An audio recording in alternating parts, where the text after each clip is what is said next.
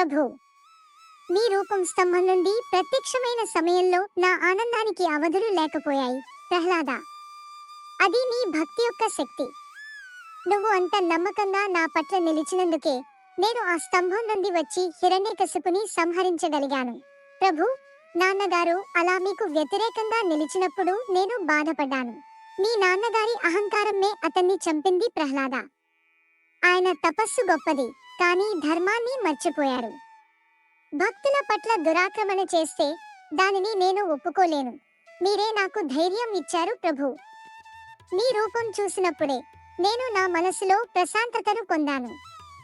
హిరణ్యకశిపుడు ఎంతటి శక్తివంతుడైనా ధర్మమే ఎల్లప్పుడూ గెలుస్తుంది అనిపించింది. ధర్మం ఎప్పటికీ నాశనం కాదు ప్రహ్లాద. నేను స్తంభంలో ఉన్నానని నువ్వు నమ్మావు. నువ్వు ఎంత చిన్నవాడివైనా నీ నమ్మకం నాకు శక్తిని ఇచ్చింది. ప్రభు, మీరు నా పట్ల చూపిన ప్రేమ ఎప్పటికీ మరిచిపోలేను.